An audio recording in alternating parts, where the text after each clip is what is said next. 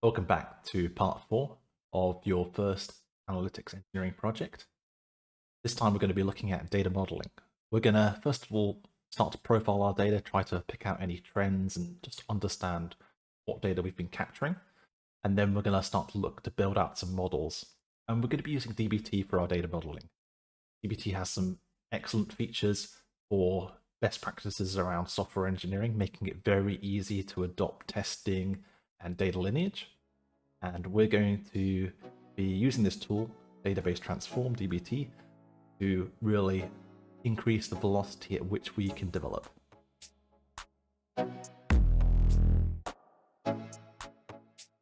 Now, for our data modeling challenge, pretend from our Wise Math and Company, we've been talking to the marketing director, and they would like us to identify any bottlenecks in our sales funnel, and they've given us an overview of how they like to analyze their data. They want to see the deal duration split by stages, and they also want to see it split by company. So they've done a nice little sketch out of type of analysis that they like to see, and the whole use and point of gathering this data is so that they can understand what might be driving those long lead times between the deal being created and the deal being closed. Before we begin our data modeling, we're just going to do some data profiling just to get that feel for what our data is like. So head on over to your Snowflake terminal, and we have a tool within Snowflake where we can do our data profiling. You could also use any other external tool, but I'm going to use Snowsight, which is a nicer UI and a better experience for querying data within Snowflake. I believe this is going to replace the old interface. Currently, it's a bit of a transitional time. So let's just jump into Snowsight. And we can create a new worksheet. This Snowsight worksheet has all the features of the previous one, but it has some additional really nice features as well. So first of all, we can again see our databases to our left. I'm just going to quickly log in as our user that we created earlier, First Analytics Engineering Transformer, and just pick the warehouse too, just to reduce the number of databases that we're looking at. So we've just got our sample databases plus the ones that we've created previously. So we've created our Fivetran database, and we've got data in our schema for HubSpot. Now, one of the first cool features of Snowsight is autocomplete. So I can just do a select star, and I can start typing in the name of the database, and I will get suggestions. So I can see that Fivetran is an option here. And again, when I click on this dot after the name of the database, I then get what schemas I can go into. I want to look in HubSpot, and we can see all of our tables that we have previously created when Fivetran moved all that data into Snowflake. Let's just take a look at our deals table, and let's run that. Now you'll notice that I've actually populated more data, just so we've got more data points to analyze when we get to our data visualization section. So feel free to keep adding new deals, companies, and contacts to HubSpot. And feature that I'd really like to show is the data profiling. So on our right, when we run a query, we'll also get a load of statistics about what the data looks like. I can see when Fivetran synced the data. Some of the other columns that look quite interesting are the close date of the deal, as well as the stage at which the deal is at. So we've got a number of deals that have been closed, won, or we've lost. And at this point, I'd go through other tables that we'd be interested in, like our company table, to look at the companies that we're working with. And again, just scroll through the statistics to understand the distribution of each column. And just get a feel for the data as well, just start to look at what is going on with various columns that you have available at your disposal. A lot of the times as an analytics engineer, you won't actually know what the source data system columns mean. So that's a really good time to go out to the business and understand what do the columns mean, how are they getting populated. And you can then record that in your data lineage, which we'll see in a second in dbt. We're going to set up an account with dbt in a second. I just want to show you some of the benefits and just talk about why I love using dbt for data modeling. So I'm just going to head on over to my account that I'm using right now. We will set this up in a second. Create models. by writing SQL select statements in dbt. And then dbt handles the materialization of that data. But simply, we're just telling dbt how we would like to store the data. Do we want to reload all the data every single time a change happens? Do we want to just load an incremental amount? Or do we want to just keep it really simple and just keep it as a view so we'll always get the latest data? And there are various trade-offs for each of these materializations.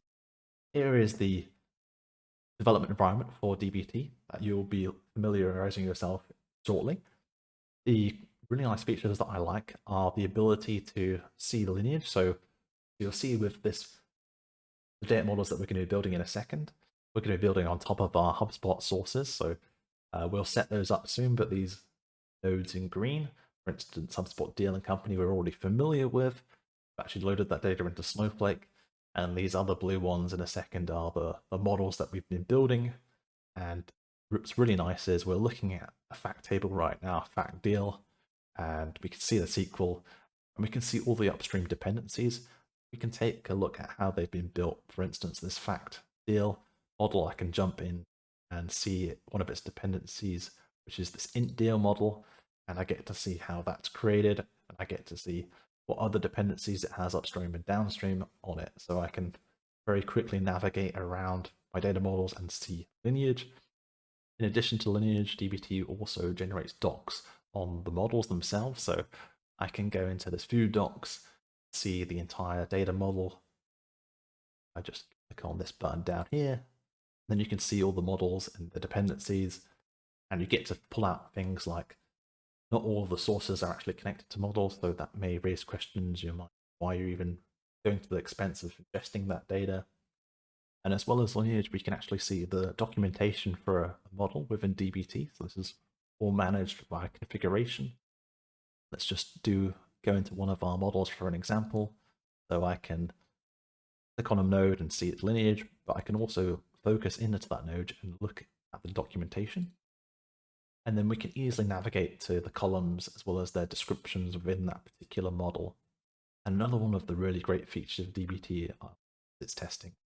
Writing tests, part of your data modeling, will save yourself tons of time by letting your other peers know how this model should work in terms of regression. So say if I've made a change, I can run all the tests that I need to, and I can see if I've broken any models someone else has defined a test for, and I'll just get a list of tests that are being run here.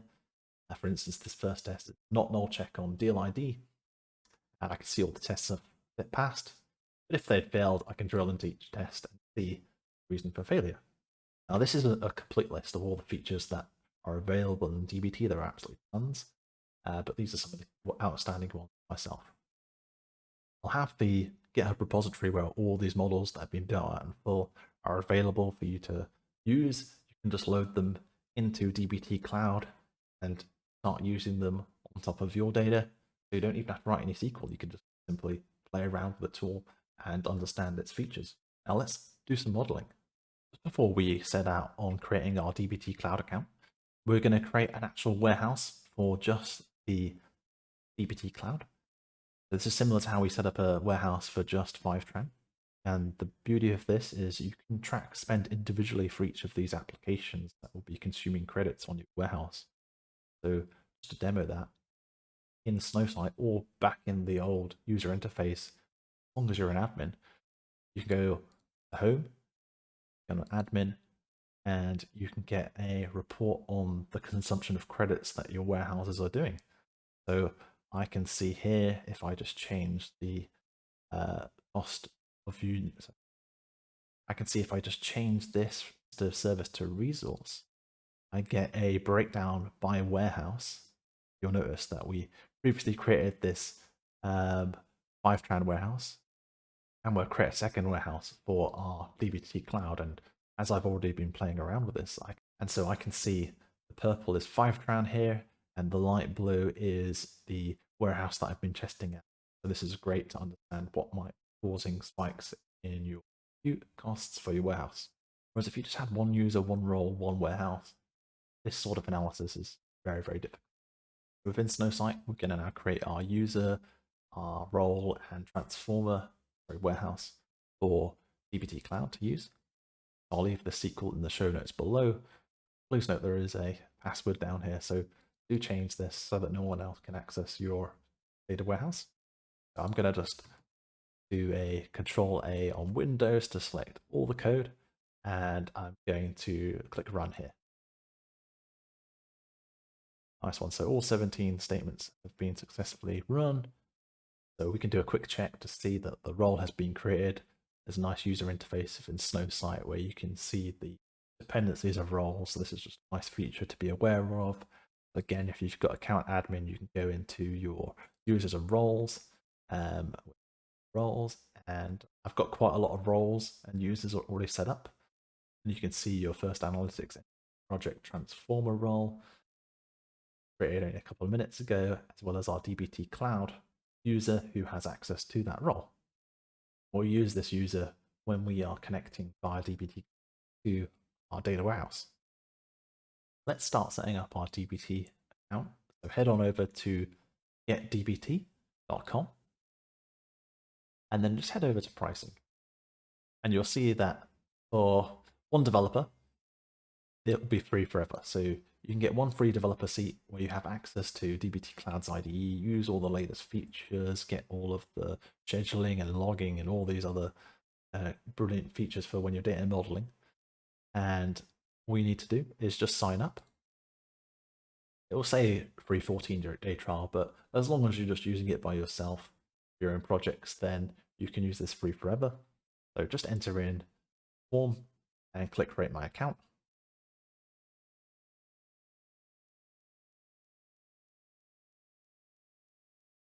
And once you've verified, we're going to be now creating a database connection and adding a repository to store our code. So let's click Continue. And we are connecting to Snowflake as our data warehouse, where we'll be doing our modeling. And in this form, we're just entering our account that we've previously entered in, which is the combination of your account plus the region that you're in. We'll use the role database of warehouse that we just created a couple of minutes ago. And we'll also use that same dbt Cloud username that we created as well as a couple of seconds. And enter the password. Also entered. Leave the schema as default setting. And then you can click on test. Make sure you can connect. If you get any connection errors at this point, double check your password that you've entered in here is correct. I didn't need to do anything about whitelisting these IP addresses, but you may get some different IP addresses that you may need to whitelist. And you can, again, same as what we did with Fivetran back in our Snowsight or the other Snowflake UI, we can just check our network policies that we've got. Previously, we whitelisted one for Fivetran. We'd apply the same technique that we showed you in the prior video, where you can add policy and you can see the IP addresses that have been whitelisted. So you may or may not be required to do this part. Okay, but now back into dbt Cloud. We've successfully been able to connect. We'll click Continue. Now it's time to set up our repository. This will be where all of our source code for our data models live. We have a few options. We can either choose for dbt to host our code itself, or we can use GitHub or GitLab. And also in the show notes have the repository which I'm using, so you could just fork that repository and use that as your starting point, so you get to play around with all the features of dbt and not have to build out any of these models, and that may be the quickest way to understand how these models are built. But if you want to follow along, let's create a GitHub account first of all. So I'll just jump into GitHub. Now, let's create a repository and just give it a name. Click repository. And then head on back to dbt. Click on GitHub. And then just grant access for dbt to connect to your GitHub account. And the first time you click GitHub, you may have to just configure your profile in dbt. So I'll just open that as a new tab. And just to get the GitHub integration, I'll select that I'd like to install dbt Cloud and allow it access to all repositories, so including the one we just created. Now I can see that one there.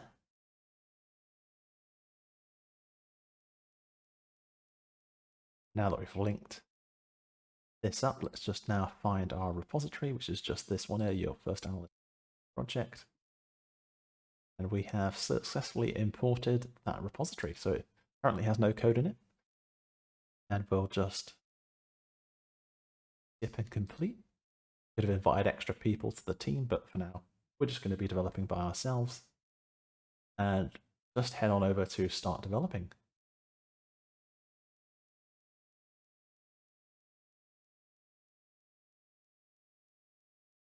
So now we're in dbt Cloud.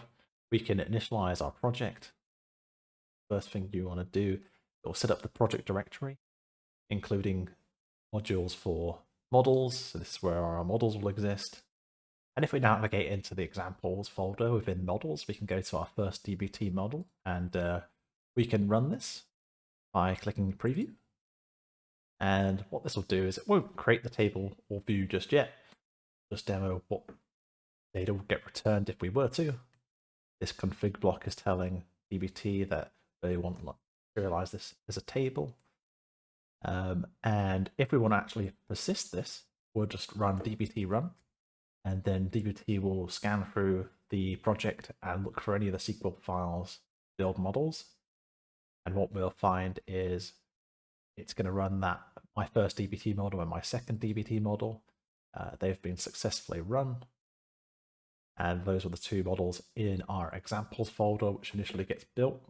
We'll delete those in a second, but just to show you how this works, you just switch back to Snowflake, and we get to select from your first analytical database, go to your schema, the name of the schema, whichever you selected for your default schema in dbt Cloud, and we'll just see that we can now take a look at these two models, have this table, and we can see it in Snowflake as well.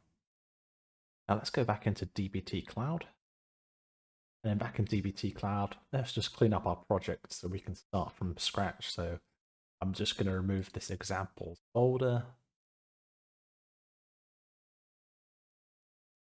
And also in this dbt project configuration file, I'll just get rid of this exam line.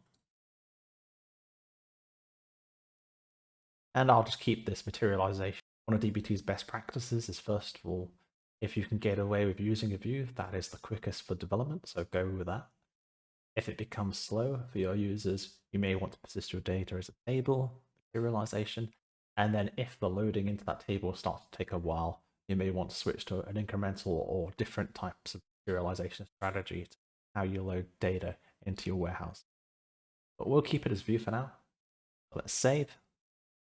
I'm not going to go through what each of these folders represents, but we're going to spend all of our time in this models folder. So what we'll do is we'll start off by creating a folder called staging, and we'll also create a folder called warehouse. You can read it more below how to structure your project for data modeling. I'm just going to take this approach of, first of all, after we've loaded in all the data from ThriveTran, just create an area where we can stage the data, where we apply some very light transformations, and then all the transformations that we want to do in terms of business logic we'd like to add in, and what data models we'd like to build for our reports be done in the warehouse. So within staging, I'll just create another folder. I'll call this HubSpot. I like to have a folder within staging for each of our data sources. So right now we're just going to be modeling stuff for HubSpot. And in here, we'll create a file called source HubSpot.yaml. You only ever have YAML files or SQL files within the models directory.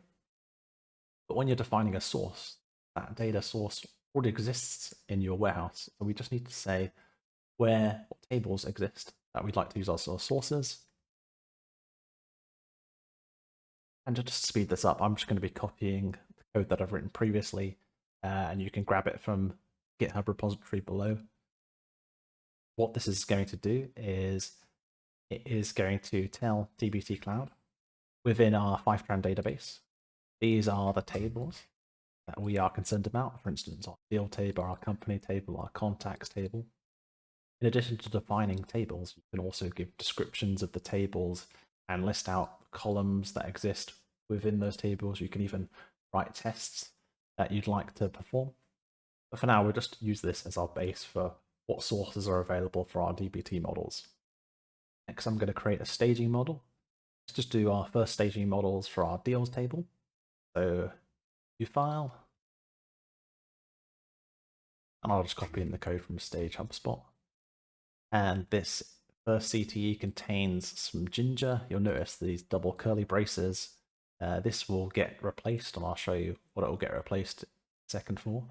And within this Ginger template, we've got a source function that says which schema and what the table is. And I've just got a little clause in here just to remove the delete. And then from this base CTE, we're just doing some very basic transformations where we're changing perhaps some data types, maybe renaming fields which don't look so useful. For instance, 5-tran seems to append this property field, so I'm just removing that to make it a bit more standardized across our models. And what we'll see is we can actually compile this, see what SQL will actually be run under the hood. So remember, we've got this select star from source. Oh, and we've got an error. That's okay. Saying that the dbt utils is undefined. So I'm using this within some Ginger templating here. This is a function that will return this as a string. So let me just quickly install the dbt utils library. And dbt has lots of helper functions, macros, and reusable code that you can use. This dbt utils library is very handy. And all we need to get the dbt utils functions in, we just need to create a new file. It's always called packages.yaml. Click create, and we'll just paste in this configuration to say we'd like the package dbt utils from dbt labs. This is the version that I'd like. And then I can just run dbt deps, dependencies, and what that will do is it will bring all of those dbt utilities to this project. Brilliant, that's been installed. And if you ever want to see what packages you've got installed, you can click on this folder dbt packages, and you'll see this is the dbt util packages. And in here, you'll see under the macros, lots and lots of functions. For instance, there is lots of SQL that can be reused, like a date spine function that you can use. But that's way beyond this course. So, but just know that there's lots of reusable code that you can use.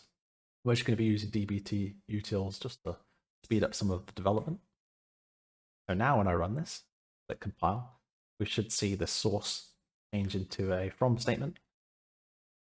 And the results of our compiling shows how SQL will actually be run. So it will pass through the Ginger templating language and return. In this instance, it knows that source HubSpot deal is referring to the database 5-tran HubSpot deal. And that was figured out via, in our sources directory, we defined the database 5-tran here, and we defined the schema here, and this is the table here. Now we've created our first model, we can quickly look at our lineage, where we see our source is the HubSpot.deal, and our staging table deal is doing some very light transformations. And now we run dbt run, and that'll build our model in the warehouse.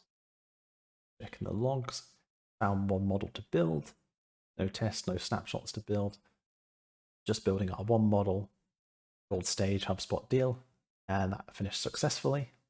Took around 2 seconds to build, and it's within our schema that we defined in dbt Cloud. And again, we can go back to Snowflake and just look at that table. You may have to click on refresh here just to get the latest metadata. You want your autocomplete to pick up the new table. And here we go. So here's our stage HubSpot deal. We can take a look at what that looks like here. And again, we've got the profiling we can take a look through as well. But here are all of our deals, and the columns of the columns have been nicely cleaned up. Now let's go back to dbt Cloud, and we'll start building some more models on top of it. I've got a HubSpot deal. Let's bring in our companies as well. Again, I'll just create a new other model here, new file, and I'll just name it Staging HubSpot Company. And this naming convention that I'm doing is simply stg for staging underscore name of the source schema, which is HubSpot.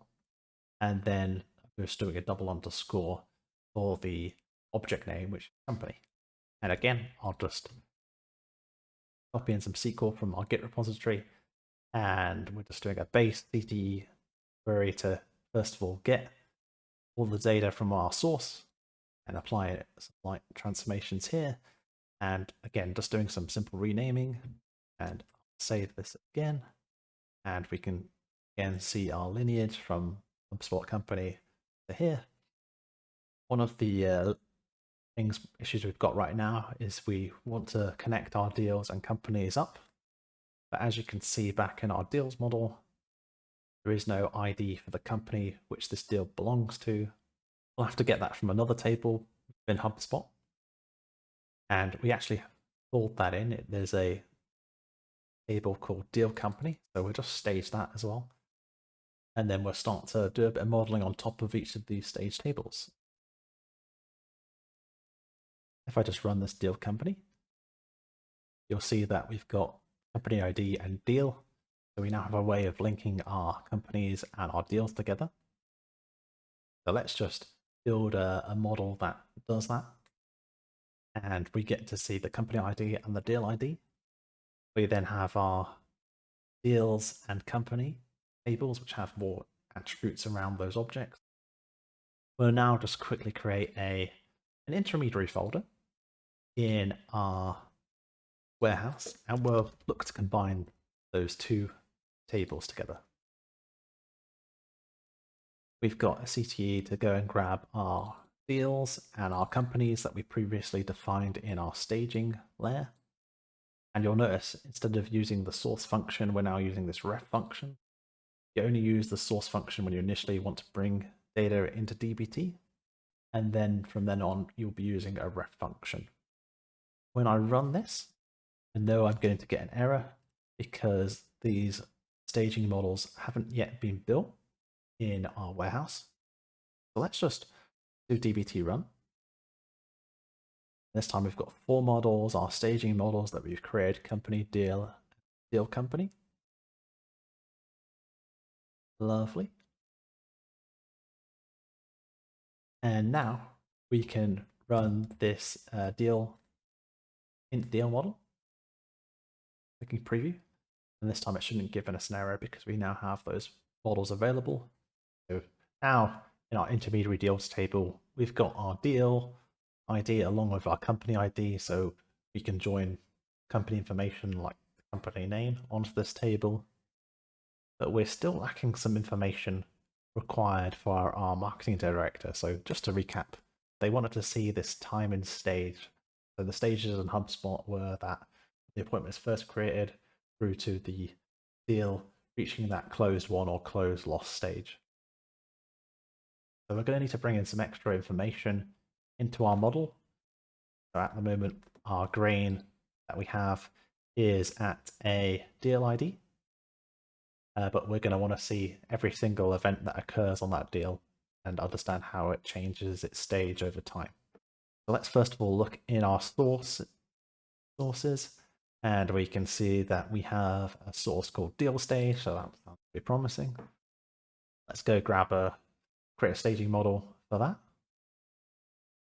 So again, we're just going to, first of all, bring in our deal stage called base, have a quick preview of this data, and we can see for each single deal ID, it appears multiple times. We get to see the stage and at what time that particular deal entered that stage. And this should hopefully allow us to do our analysis where we need to show the time in each stage for the duration of the deal. Let's create an intermediary model for our deal stage as well. And again, we're going to go reference from our staging directory, the HubSpot deal stage. And the grain of deal stage is one row for every single deal ID for every single time an event changes the deal stage. And we can create a unique row by partitioning over that deal stage ID and ordering it by the date it was entered, and then just put a row number next to it. Now, if I run this, and so for instance, I can see this deal ID here has two different stages, qualified to buy and appointment scheduled, and the unique ID has the deal ID plus that unique row number. And we can see the time and duration in seconds for that stage. So for this deal, it stayed in the appointment scheduled stage for 1,100 or so seconds before they're moving on to the qualified to buy stage for a much longer period of time. So that should give us the level of detail we need to answer our marketing director's question. Let's just build some data models on top of our intermediary layer so that we can then serve them up to our reporting layer in our next episode. So I'll just create a new fact table, call it fact deal history, because we're getting all of the events that occur on the deal. And we'll just, again, import our deal and our int deal stage. We'll combine the two because we've got attributes in both those intermediary tables that we'd like to use in this final reporting table, in this fact table. And we have this company ID, which we're going to be using to join to a dimension. So this will give us even more attributes around the company. So let's build out our dimension table. And right now, there's no extra business logic. We're just selecting from intermediary company, and we're just going to bring that into this table. Just make sure you've saved all of your tabs. Sometimes I don't, I keep forgetting. You'll notice that there's a big green circle showing you that there are changes that have been made which haven't been saved. Okay, let's do a DBT run. We found 9 models that we'd like to build. Built our staging models, built out our intermediary models, and we've now built out our dimensions and facts. We've built up some models. What happens if someone else starts to work on our project? We need to write some tests so that we guarantee that certain events will occur. So I'm just going to create some tests for our newly created fact table, our deal history. And we do that via creating a YAML file. Now, some people like to put all their tests in one file, but I like to keep them all in files with the same name as the SQL file. And all we'll do here is using the name of the actual model that we're using. We can type a description for this model. We can talk about the columns that we're going to be using, and we can give them descriptions. And then, as you can see, we're going to give them some tests. We're going to guarantee that this deal stage ID, the one we set up with the window function, will not be null, and that it will be unique. And with these tests, future developer can run this and realize that these conditions need to be true. And again, I'll just say create another test for company ID, and we want to make sure that there is a relationship. If you look in the fact deal history, that there is a relationship that exists over in company, so we don't get any errors in terms of when we're doing a join between these two tables in the future. And to run a test, simply just replaced dbt run with dbt test. And so 3 tests were found, all in the fact deal history. So it's looked at our not null test, as well as our relationship and our uniqueness tests. They've all passed. And if they should fail, it'll explain which model it's failed on which test. You can get a lot more sophisticated with the testing. You can incorporate it into your CI/CD pipelines. I have a video on data ops, or bringing DevOps practices to data. And you can stop code being merged into production via testing on every single pull request. And that will come up before you merge your code. Someone can review, and they can get alerted that these tests have failed. Therefore, hopefully with the right controls in place and guardrails, your developers won't be pushing code that will break production. Now I'm going to add a few more models in my time. They're going to be in the Git repository, but yeah, feel free to add them in. They're just going to be some extra tables we can use when we are doing our data visualization. For instance, this fact history's grain is quite fine, and if I wanted to look at, say, for instance, sales, every single deal would get duplicated or quadrupled depending on the number of stages that a deal goes through. I'll create a fact deal table without history just so we can look at the volume or the value, of the deals that we're doing for our muffin production company. Okay, so we've built several models. We built some staging models to do some light transformation on top of our source systems, maybe to like change data types or just change the names of columns.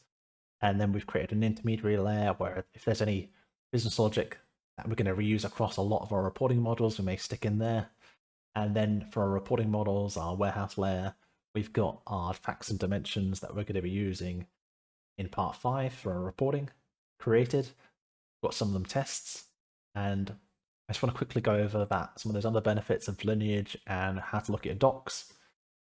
So if we go onto our lineage tab, we can see, for instance, that our fact deal history is dependent on int deals as well as int stage. And if I were to traverse back into int deal, I'd see that that model actually feeds into both fact deal and fact deal history, which makes a lot of sense. And these are its dependencies. Now to generate the docs, all you need to do is come to the dbt command line and just type in dbt docs generate. Nice, that's been generated. And then you should see a notification that your docs are now ready to view, and that'll open up another page. And this is hosted by dbt. You could also host it yourself and add it to your own internal websites. And again, we can see all the models that we've built out and how they relate to one another. And again, we can go into an individual model, look at the documentation. We've written more descriptions and we'd have more information, but that's where we stand right now. Finally, in part 5, in the next episode, we're going to do some data visualization. So on top of our warehouse, we're going to stick a reporting tool, which will be Tableau, and we're going to visualize the data for our marketing director and present him a report on our work.